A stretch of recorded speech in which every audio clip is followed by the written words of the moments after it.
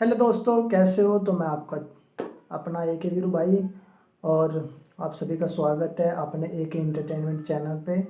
तो आज हम देखते हैं वैगनर ग्रुप जो रशिया में है, उसकी एक चाल देखने को मिली। वो प्राइवेट आर्मी है वहाँ की, तो उसकी चालबाजी जो है रूस ने जो की है, पुतिन ने। तो वो देखते हैं, खान सर ने बताया खुद। तो चलिए वीडियो करते हैं स्टार्ट। जय हिंद। देखिए, हम लोग वैगनार ग्रुप के बारे में समझते हैं और क्या वैगनार ग्रुप के विद्रोह के बाद पुतिन कमजोर पड़ गए हैं या और शक्तिशाली हो गए हैं। कहीं ऐसा तो नहीं है वैगनार ग्रुप को मार मतलब फंसा देना खुद पुतिन की ही चाल थी। देखिए, वैगनार ग्रुप एक प्राइवेट आर्मी की ग्रुप है। वैगनार ग्रुप की शुरुआत जो की थी प्रिगोजिन और दिमित्री उत्किन ने किया था। इसका मुख्यालय जो है वो सेंट पीटर्सबर्ग में है। सेंट पीटर्सबर्ग में इसका मुख्यालय और इसकी सेना बहुत जगह फैली हुई है। ये रिक्रूटमेंट भी अपनी सेना में करते रहते हैं। इसका मुख्य जो करता धरता था वो प्रेगोजिन था। प्रेगोजिन पहले एक सेफ था, मतलब पहले वो रेस्टोरेंट चलाता। जब पुतिन 1990 के दशक में जब वो मेयर का ऑफिस में काम करते थे, उसी समय प्रेगोजिन अपना एक रेस्टोरेंट खोला था। उस रेस्टोरेंट में जाके ये खाना खाते थे पुतिन। तो वहीं से इन दोनों की दोस्ती हो गई। बाद में पुतिन जो है वो सत्ता हथिया लिए, बाद में इनसे करीबी बढ़ी, तो ये सेफ बना और बड़े बड़े लोगों को खाना खिलाया। देखिए यहाँ पे बुश से लेके जितने राष्ट्राध्यक्ष थे उन सबको ये खाना खिलाया। बाद में ये कॉन्ट्रैक्टर बन गया और धीरे धीरे इसकी संपत्ति बढ़ती गई और इसने बनाया एक वैगनार ग्रुप जो प्राइवेट आर्मी का सिलेक्शन करती थी। ये प्राइवेट आर्मी पूरी दुनिया में फैली हुई थी। ये माली में गई, लीबिया में, कांगो में, सीरिया में, और हर जगह इसने अपनी प्राइवेट सेवा दिया था। प्राइवेट आर्मी से फायदा ये होता है कि अगर ये कुछ कांड भी कर देते हैं तो सरकार कर देती है, हमको क्या मतलब, ये तो कोई प्राइवेट कंपनी थी। तो यानी ये व्यक्तिगत लाभ, राजनीतिक इच्छा और अपने कोई एक राजनीतिक मतलब महत्वाकांक्षा को पूरा करने के लिए होता है। क्योंकि आर्मी के ऊपर अगर कोई एक्शन होता है, आर्मी कुछ करती है, तो सीधे वो सरकार के ऊपर बात आती है। तो ये प्राइवेट आर्मी वहां ये काम को कर देते थे और सरकार सीधे सीधे बच जाती थी। ये वैगनार ग्रुप इसमें बहुत खतरनाक लड़ाके शामिल होते हैं। विगत इधर सालों में, यहाँ हालिया महीनों में देखेंगे तो इसमें गोरखा, नेपाल से गोरखाओं भी वहां जाने लगे हैं इसमें शामिल करने के लिए। यहाँ पे प्रेगोजिन ने बहुत बड़े मात्रा में जेल से कैदियों को निकालकर और अपने इस वैगनार ग्रुप में शामिल करने का प्रयास किया था। आप सोचिए, जेल में कोई अच्छा आदमी तो जाता नहीं है, खतरनाक लोग पहुंचते हैं, उसको ले आके ये वैगनार ग्रुप में शामिल कर दिया। तो आप अंदाजा लगाइए वैगनार ग्रुप कितना ही ज्यादा खतरनाक था। वैगनार ग्रुप चर्चा में और पावर में तब आया जब 2014 में रसिया ने क्रीमिया को कब्जा किया। रसिया ने जैसे क्रीमिया को कब्जा किया, यहां पर उसने वैगनार ग्रुप का ही मदद लिया। आप याद कीजिए, रसिया ने जब दोबारा डोनेस्क और लोहांस्क में जब कब्जा किया था तो उसने एक बहाना किया था, कहा था कि वहीं के लोग चाहते हैं कि ये विद्रोह मतलब रसिया उन पे कब्जा कर ले। वहीं के लोग नहीं थे, पहले ही इसने घुसा दिया था वैगनार ग्रुप को। क्योंकि वैगनार ग्रुप ऑफिशियली रसिया का तो है नहीं, रसिया मना कर देता है कि भैया जो चीज हमारा है ही नहीं, हम उस पर जवाब क्या दे सकते हैं यहाँ पे। और वो लोग अंदर घुस के बवाल कर देते हैं। तो मेनली ये पावर में आए थे सब यूक्रेन वार को लेकर, और ये रशियन आर्मी के साथ साथ लड़ रहे थे पूरी की पूरी यूक्रेन वार में, और काफी साथ दिया इन लोगों ने रशियन आर्मी का। लेकिन मई के महीने में ना इन दोनों में अनबन होने लगी और अचानक से ये जो यूक्रेन का ये वाला एरिया था, इस एरिया में जहां वैगनार ग्रुप थी, आर्मी थी, वो अचानक से यहाँ से पीछे हटने लगी और पीछे हटने लगी और कही कि हम यहाँ से अब लड़ाई नहीं लड़ेंगे। ये खेरसन वगैरह से पीछे हटने लगी थी, यहाँ पे बहुत जेपोरेजिया वगैरह से ये पीछे हटने लगे थे सब। और अल्टीमेटली क्या हुआ, 20 से 21 जून के बीच में ये लोगों ने बहुत खतरनाक रूप ले लिया और पीछे हटते हटते ये यूक्रेन छोड़ के और रसिया के शहर रोस्टोव पे कब्जा कर लिया। अब रसिया का शहर रोस्टोव इसलिए जरूरी है कि पूरी यूक्रेन लड़ाई में इस साइड का जितना कमांड सेंटर और लॉजिस्टिक सेंटर है वो रोस्टोव ही है, यहीं से सारा सामान जाता है। इन लोगों ने रोस्टोव शहर को कब्जा कर लिया और यहाँ एक हाईवे है, M4 हाईवे। ये हाईवे सीधे मॉस्को तक जाता है। मॉस्को यहाँ से 1000 किलोमीटर है, 1000 किलोमीटर है रोस्टोव से मॉस्को। ये लोग मॉस्को मार्च निकाल दिए और प्रेगोजिन जो है इसका अध्यक्ष, उसने कह दिया कि बहुत जल्दी हम रसिया को एक नया नेतृत्व प्रदान करेंगे, मतलब तख्ता पलट की कोशिश थी। इसी क्रम में जब ये रोस्टोव से आगे बढ़े तो वोरोनिज शहर से पहले इन्होंने रसिया के एक हेलीकॉप्टर को मार के गिरा दिया। अब वोरोनिज शहर के जब रसिया के हेलीकॉप्टर को मार के गिराया तो जैसे ही इनकी आर्मी यहाँ रोस्टोव से पार करते हुए वोरोनिज शहर तक पहुंची तो यहाँ पे रसियन आर्मी और ये वैगनार ग्रुप के बीच फाइट हुआ और ये फाइट खत्म करके ये वैगनार ग्रुप आगे बढ़ने लगी रसिया से और यहाँ से 200 किलोमीटर पहुंची तो ये मॉस्को से की ओर जाने वाली सारी सड़कों को घेर दिया गया। लेकिन 200 किलोमीटर दूर वेगनार ग्रुप रुक गई। इसी बीच क्या हुआ कि यहाँ से बेलारूस की एंट्री होती है। बेलारूस कहता है प्रेगोजिन को समझौता करा देता है। प्रेगोजिन यहाँ से बेलारूस चले जाते हैं और यहाँ से वो आदेश देते हैं कि यहाँ से उनकी सेना अब लौट जाएगी। अब यहाँ से वेगनार ग्रुप जैसे आई थी, वेगनार ग्रुप यहाँ से फिर से उसी तरह से वापस लौट गई यूक्रेन के रास्ते। लेकिन पुतिन इस पर पूरी तरह से भड़क चुके हैं। पुतिन ने सबक सिखाने का ठान लिया है वेगनार ग्रुप पर। देखिए एक्चुअली हुआ क्या था, इसके पीछे जांच के बाद क्या पता चला उसको हम लोग समझते हैं। देखिए सारी कहानी होती है, अचानक से ये 2 दिन का तख्ता पलट शुरू होता है और ये बेलारूस के लुकाशेंको, तो लुकाशेंको के इंटरफेयर के बाद अचानक एक दिन में तख्ता पलट खत्म हो जाता है। ये इतना चुटकी में नहीं है। हालांकि आप समझ सकते हैं पुतिन कितना पावरफुल इंसान और कितना इनका पकड़ होगा कि चौतरफा ये प्रतिबंधों से घिरे हुए हैं, पूरे यूरोप भर पानी पी पी गरिया रहा है, यूक्रेन में लड़ाई लड़ रहे हैं और अंदर तख्ता पलट की बवाल हो रहा है, फिर भी 2 मिनट में सुलझा दिया ये इंसान। देखिए हो रहा क्या था यहाँ पे, ये सब चीज पहले से पुतिन की चाल थी।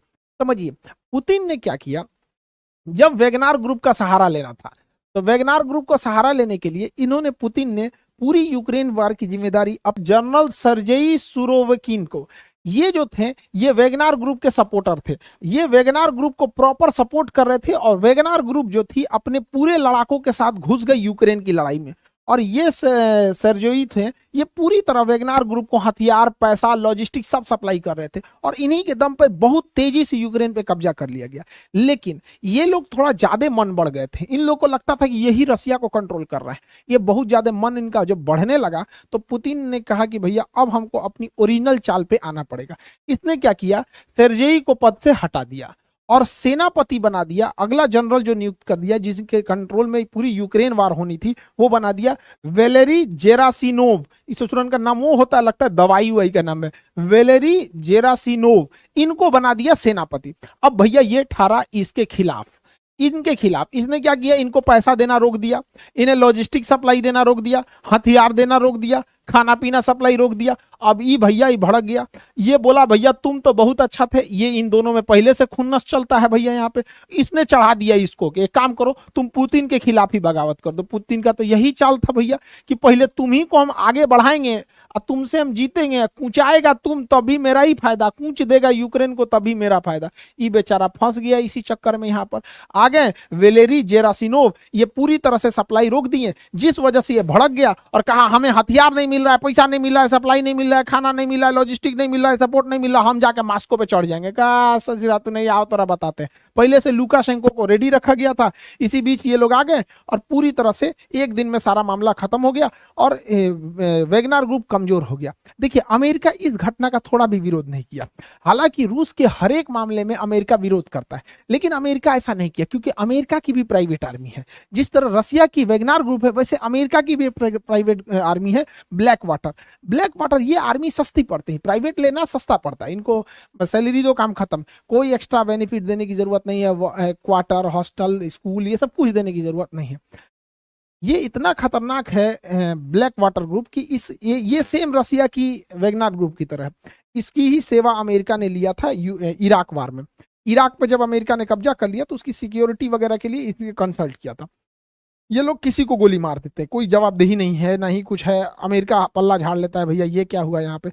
एक बार एक इराक में एक गाड़ी आ रही थी, इन लोगों ने उस गाड़ी के ऊपर हमला कर दिया, बेचारे 2007 की यह घटना है, उसमें 17 सिविलियन लोग मर गए, वहां पे तहस नहस हो गया। आज इराक का क्या हाल है, बर्बाद करके चले गए सब, यहाँ पे तहस नहस कर दिया। यहाँ पे बाद में इसकी बहुत छिछालेदर हुआ, किरिकिरी हुई तो इसका नाम बदल के एकेडमी रख दिया गया। दोनों बात बराबर ही, लेकिन इस तरह के मामले में अमेरिका नहीं बोला होगा। तो मतलब ये हम बता रहे हैं कि देखिए अमेरिका क्या चीज करता है। अब इसमें अपने मेन टॉपिक पे आते हैं।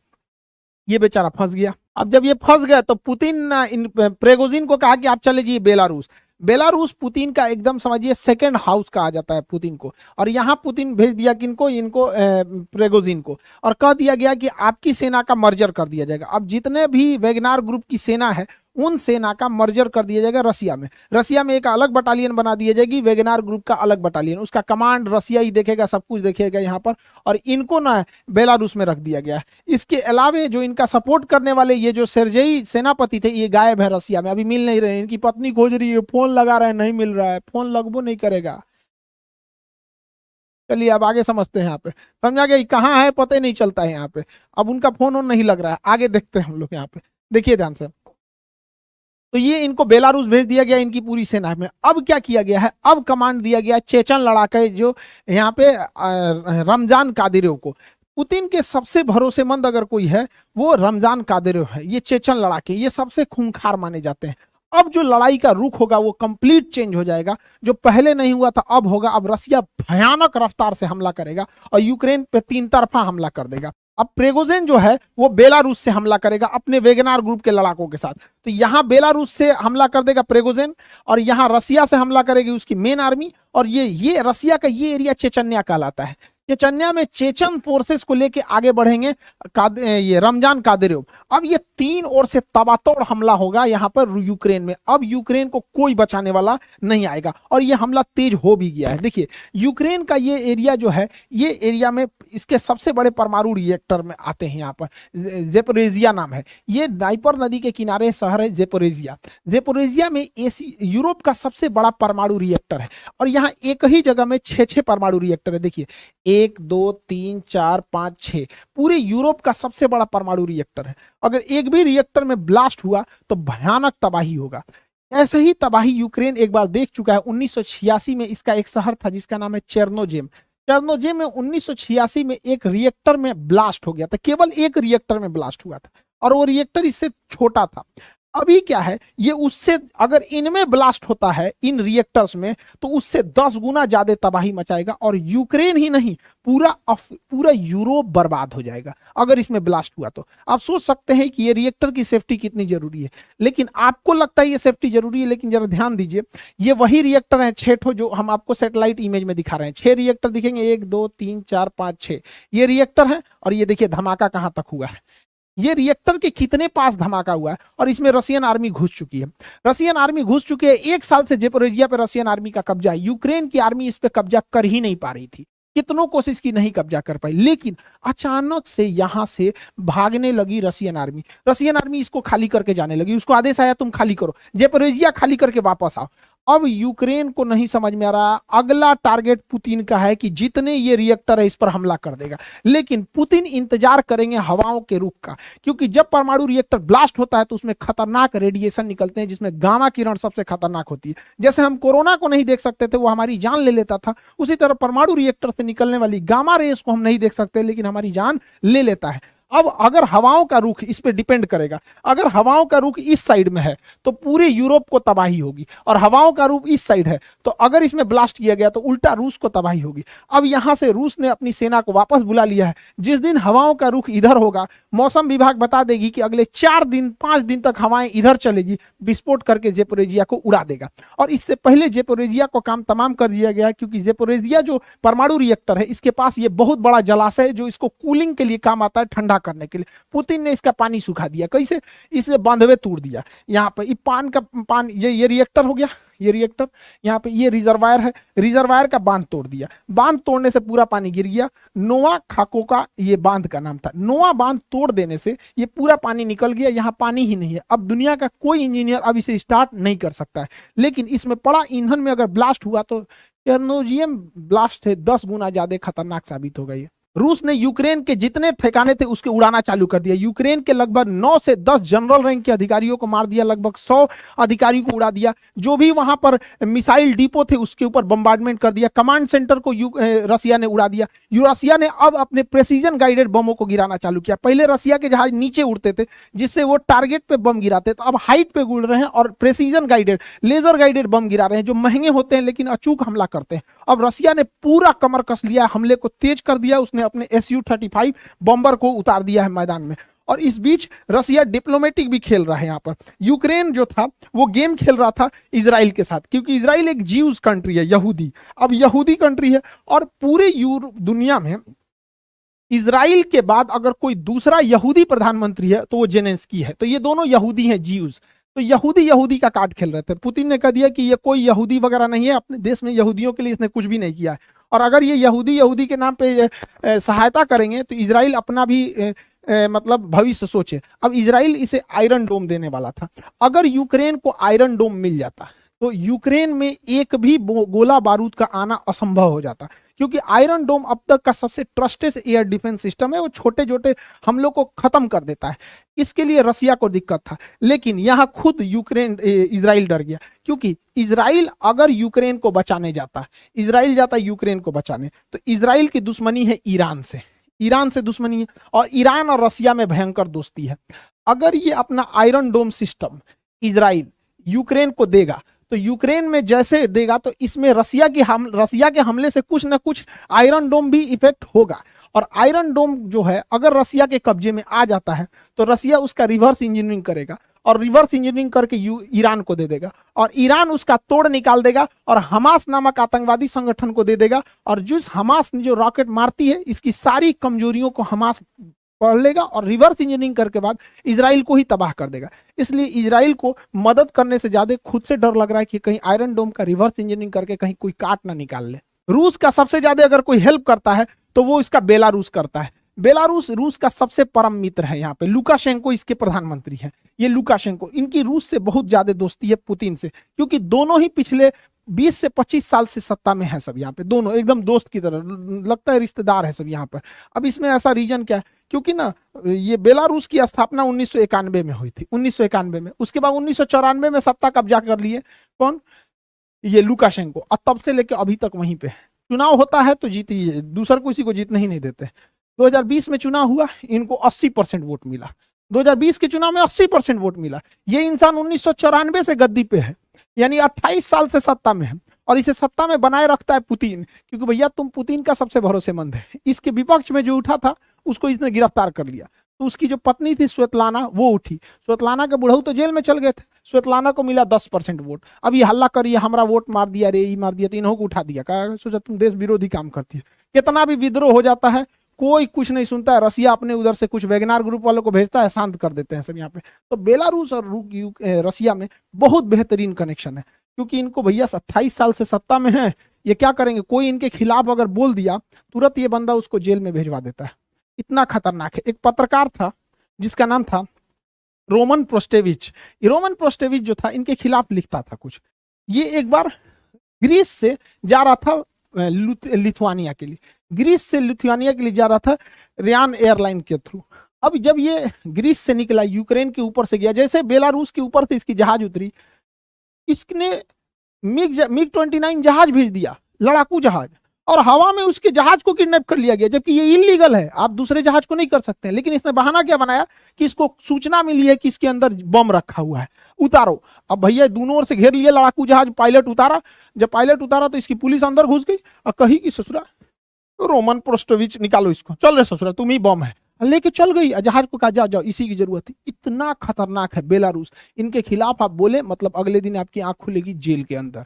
तो बेलारूस और रसिया के बीच में अच्छी दोस्ती है। रीजन क्या है कि बेलारूस में जब तक ये आपके लुकाशेंको है और इधर पुतिन है, भैया पुतिन सन 2000 से है, ये 1994 से है, पुतिनों से बूढ़ है ही। तो समझ में आ रहा है, पुतिन का हर मामले में लुकाशेंको हेल्प करते हैं और पुतिन भी इनका हेल्प करता है। दोनों एक दूसरे को सत्ता में रखे हुए हैं, तो दोनों को एक दूसरे की ज्यादा जरूरत है। अब कुछ लोगों का कहना है कि इस विद्रोह के बाद पुतिन कमजोर हो गए हैं। कोई कमजोर नहीं हुए, उल्टे पुतिन शक्तिशाली हुए, क्योंकि 2016 में तुर्की में भी सेना ने तख्ता पलट की कोशिश किया था, लेकिन जनता ने उस तख्ता पलट को विफल कर दिया और तैयबुल अर्दोगान 2018 के चुनाव में भारी मतों से जीत गए।